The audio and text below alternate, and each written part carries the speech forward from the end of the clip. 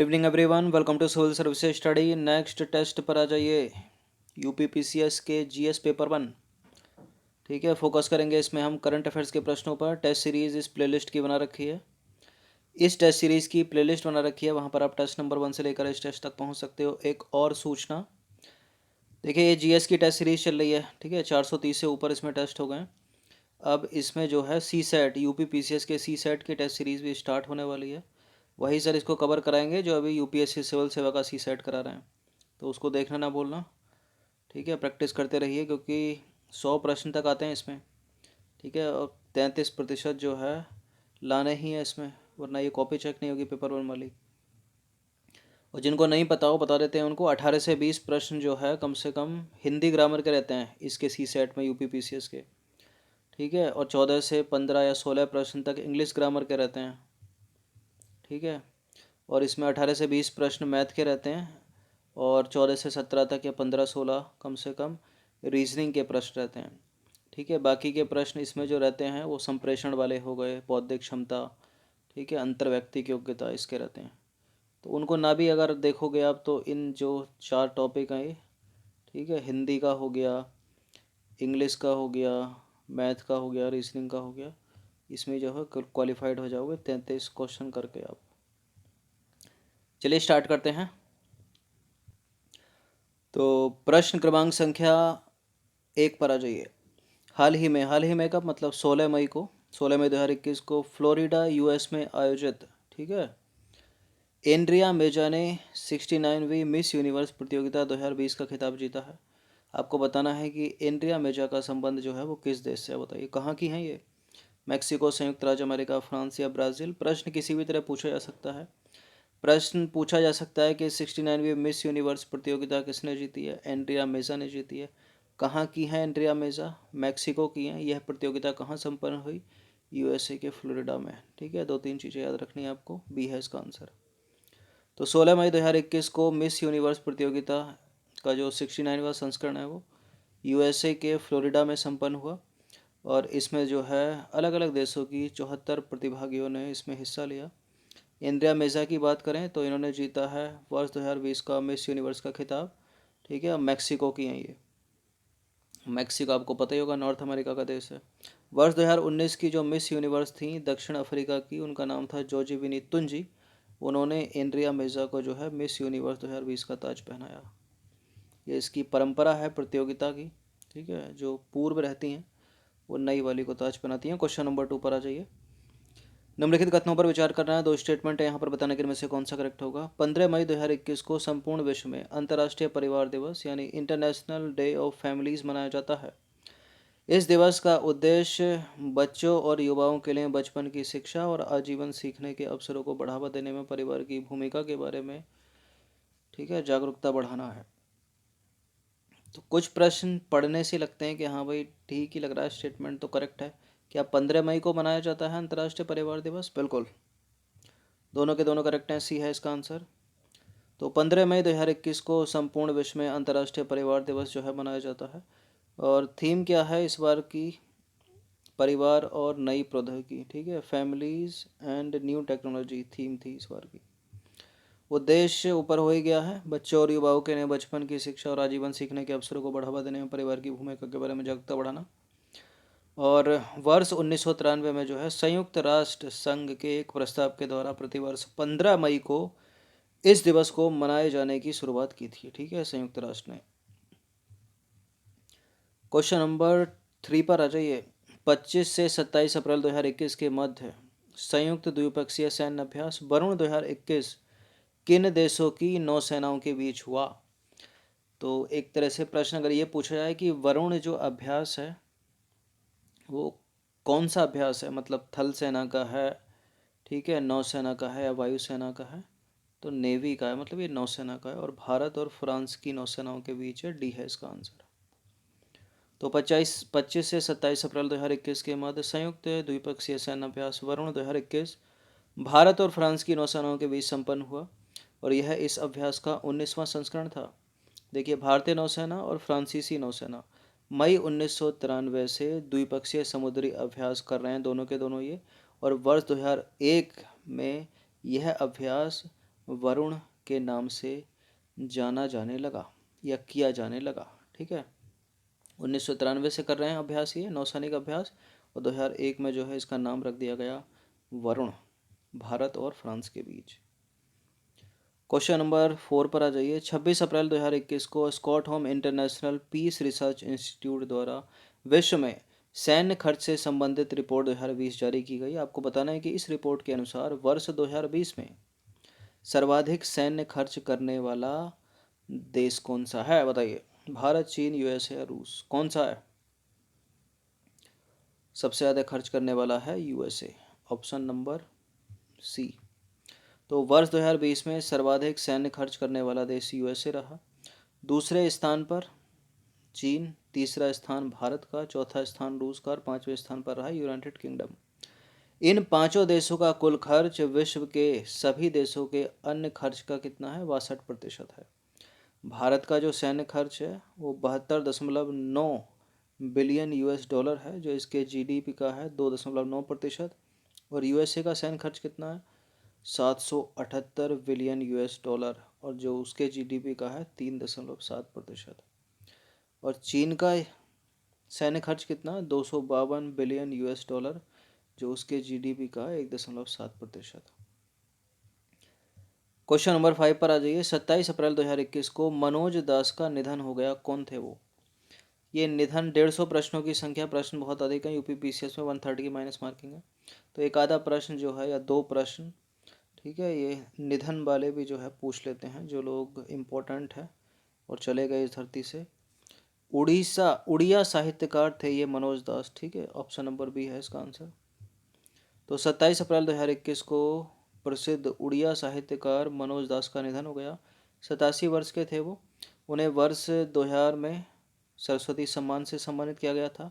इसके अलावा केंद्र सरकार द्वारा 2001 में पद्मश्री से सम्मानित किया गया उनको, और 2020 अभी हाल ही में पिछले साल जो है पद्म भूषण इनको मिला था, ठीक है, मनोज दास को। क्वेश्चन नंबर 6 पर आ जाइए। 27 अप्रैल 2021 को रक्षा अनुसंधान एवं विकास संगठन डीआरडीओ ने 5वीं पीढ़ी की पाइथन 5 मिसाइल का सफल परीक्षण किया है। यह मार करती है, देखिए ये लगी है, ये जो है ना, ये है तेजस, तेजस में लगी है ये नीचे, ठीक है, हवा से हवा में मार करने वाली पाइथन 5, बी है इसका आंसर। तो 27 अप्रैल 2021 को रक्षा अनुसंधान एवं विकास संगठन डीआरडीओ ने 5वीं पीढ़ी की मिसाइल पाइथन 5 का सफल परीक्षण किया। ये जो मिसाइल है वो हवा में मार करती है। और देखिए इस प्रकार स्वदेश में बने हल्के लड़ाकू विमान जो अपना तेजस है, ठीक है, तेजस की हवा से हवा में मार करने की क्षमता में जो है इस मिसाइल को जोड़कर विस्तार किया गया, ठीक है, उसमें लाकर इसको जो है मार किया गया। देखिए इन मिसाइलों को नेशनल फ्लाइट टेस्ट सेंटर से संबद्ध भारतीय वायुसेना के टेस्ट पायलटों द्वारा उड़ाए गए एरोनॉटिक डेवलपमेंट एजेंसी के तेजस विमान से दागा गया है, ठीक है। पाइथन 5 की बात करें तो इसराइल द्वारा विकसित मिसाइल है ये मिसाइल, ठीक है, इसराइल ने इसको बनाया था, भारत ने भी हाल ही में बना के जो है इसका सफल परीक्षण किया है, ठीक है, तेजस के साथ दागा है, हवा से हवा में मार करने वाली है। क्वेश्चन नंबर 7 पर आ जाइए। अप्रैल 2021 में कृष्णमूर्ति संथानम का निधन हो गया, यही है कृष्णमूर्ति संथानम, कौन थे ये थे परमाणु वैज्ञानिक, ऑप्शन नंबर बी। तो अप्रैल 2021 में जो है प्रसिद्ध परमाणु वैज्ञानिक कृष्णमूर्ति संथानम का निधन हो गया। इन्होंने जो है वर्ष 1998 के दूसरे पोखरण परमाणु परीक्षण में महत्वपूर्ण भूमिका निभाई थी, और ये डीआरडीओ, परमाणु ऊर्जा विभाग और रक्षा अनुसंधान और विश्लेषण संस्थान के साथ बहुत लंबे समय से जुड़े थे, और इन्हें जो है केंद्र सरकार द्वारा वर्ष 1999 में पद्म भूषण से सम्मानित किया गया था, ठीक है। तो एक मोटा मोटा ज्ञान, कृष्णमूर्ति संथानम, ठीक है, परमाणु वैज्ञानिक, हाल ही में निधन। क्वेश्चन नंबर 8 पर आ जाइए। 25 अप्रैल 2021 को प्रसिद्ध हिंदुस्तानी शास्त्रीय गायक पंडित राजन मिश्रा का निधन हो गया। वह किस घराने से संबंधित थे?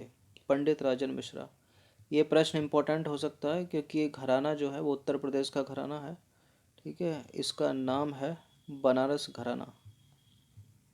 तो 25 अप्रैल 2021 को प्रसिद्ध हिंदुस्तानी साहित्य शास्त्रीय गायक पंडित राजन मिश्रा का निधन हो गया, ठीक है, 70 वर्ष के थे राजन मिश्रा। और भारतीय शास्त्रीय गायन की ख्याल शैली के गायक थे ये, ठीक है, ख्याल शैली के। और बनारस घराने से संबंध रखते हैं, इसलिए इम्पोर्टेंट है यूपी के लिए। केंद्र सरकार द्वारा सन 2007 में पद्म भूषण से सम्मानित किया गया था इनको। इसके अलावा संगीत नाटक अकादमी पुरस्कार से भी सम्मानित किए जा चुके हैं ये।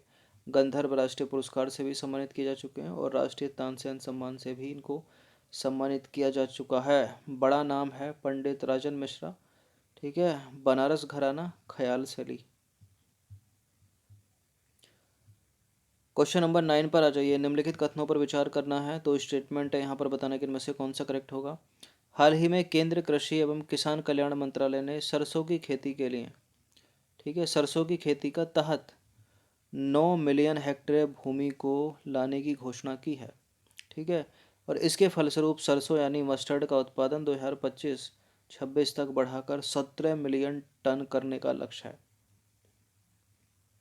ठीक है। आने वाले 5-6 सालों में 70 मिलियन टन करने का लक्ष्य है। करेक्ट है दोनों के दोनों स्टेटमेंट। अभी कितना है ये देखिए, अगर वर्तमान स्थिति देखें, ठीक है, कुछ थोड़ा पीछे जाते हैं। भारत में वर्ष 2014 से लेकर 15, फिर 18 से 19 के मध्य सरसों का जो औसत सामान्य क्षेत्र है वो 5.9 मिलियन हेक्टेयर है, तथा इसका उत्पादन है 7.7 मिलियन टन। और आने वाले 6-7 सालों में अपने को कितना करना है, कितना करना है, इसका क्षेत्र पहले बढ़ाना है, 9 मिलियन हेक्टेयर भूमि में पहुंचाना है। और इसका जो उत्पादन है 2025-26 तक 17 मिलियन टन करना है। अच्छा, ये तो कुछ पिछले 4-5 सालों की बात होगी। अभी जो बजट आया है 2021-22 का, उसमें भी तो कुछ रखा गया होगा ना लक्ष्य। तो वित्तीय बजट वर्ष 2021-22 में भारत सरकार ने सरसों का उत्पादन 12.24 मिलियन हेक्टेयर के साथ साथ जो इसका मिलियन हेक्टेयर क्षेत्र है उसको 7.58 मिलियन, ठीक है, इसको प्राप्त करने का लक्ष्य जो है रखा है। यानी जो 18-19 तक की सिचुएशन थी, 5.9 से बढ़ाकर कितना करना है, जो इसका मिलियन हेक्टेयर क्षेत्र है 7.58 मिलियन हेक्टेयर, और जो इसका उत्पादन है 7.7 से बढ़ाकर कितना है करना है 12.24 मिलियन टन, ठीक है। क्वेश्चन नंबर 10 पर आ जाइए। 11 मई 2021 को किसे वर्ष 2021 के प्रतिष्ठित विश्व खाद्य पुरस्कार प्रदान किए जाने की घोषणा की गई। न्यूज़ में था, पता ही होगा, ये दूसरी बार करा रहे हैं इसको प्रश्न को, ठीक है, पूछने का तरीका अलग है। इसका उत्तर है डॉक्टर शकुंतला हरक सिंह थिलस्टेड, ठीक है, doctor Shakuntala Harak Singh Thilsted, option number C, भारतीय मूल की हैं ये। तो 11 मई 2021 को विश्व खाद्य पुरस्कार फाउंडेशन द्वारा भारतीय मूल की प्रसिद्ध पोषण वैज्ञानिक डॉक्टर शकुंतला हरक सिंह थिलस्टेड को वर्ष 2021 के प्रतिष्ठित विश्व खाद्य पुरस्कार यानी वर्ल्ड फूड प्राइज प्रदान किए जाने की घोषणा की गई। देखिए, उन्हें समुद्री भोजन और खाद्य तंत्र के लिए समग्र और पोषण के प्रति संवेदनशील दृष्टिकोण विकसित करने हेतु इस पुरस्कार के लिए चुना गया है। और उनके द्वारा बांग्लादेश की छोटी मछलियों की प्रजाति पर किया गया शोध सभी स्तरों पर समुद्री भोजन प्रणाली के लिए पोषण के प्रति संवेदनशील दृष्टिकोण को विकसित करने में सहायक साबित होगा। और यह पुरस्कार जो है उन व्यक्तियों को प्रदान किया जाता है जिन्होंने भूखमरी को कम करने एवं वैश्विक खाद्य सुरक्षा को बढ़ाने में महत्वपूर्ण योगदान दिया हो। विश्व खाद्य पुरस्कार, इस पुरस्कार के तहत 2,50,000 अमेरिकी डॉलर की पुरस्कार राशि जो है वो प्रदान की जाती है। बहुत बड़ी रकम है ये, ठीक है। अब बात करें इस पुरस्कार की, तो इस पुरस्कार की शुरुआत 1986 में विश्व हरित क्रांति के सूत्रधार एवं नोबेल पुरस्कार विजेता, ठीक है, डॉक्टर नॉर्मन वॉरलॉग द्वारा की गई थी। अब प्रथम विश्व खाद्य पुरस्कार 1987 में भारत में देखा जाए तो किसको दिया गया, हरित क्रांति के जनक डॉक्टर MS स्वामीनाथन को प्रदान किया गया था। और वर्ष 2020 का यह पुरस्कार भारतीय मूल के ही प्रसिद्ध अमेरिकी मृदा वैज्ञानिक डॉक्टर रतन लाल को प्रदान किया गया था। और 2021 में ही ये भारतीय मूल की डॉक्टर शकुंतला थिलस्टेड को प्रदान किया गया है, ठीक है। तो ये कुछ 3-4-5 चीज़ें हैं इस प्रश्न में, इनको याद रखिएगा, ठीक है। इस पुरस्कार की शुरुआत नॉर्मन बोरलॉग ने की भारत में पहली बार ये पुरस्कार MS स्वामीनाथन को मिला था, हरित क्रांति का जनक कहा जाता है इनको। 2020 का मोटा मोटा याद रख लीजिए, डॉक्टर रतनलाल को। 21 का शकुंतला थिलस्टेड। चलिए, तो 10 प्रश्नों को ऐड किया गया था, ठीक है। इनकी प्रैक्टिस एक बार तो कर ही लेना। धन्यवाद।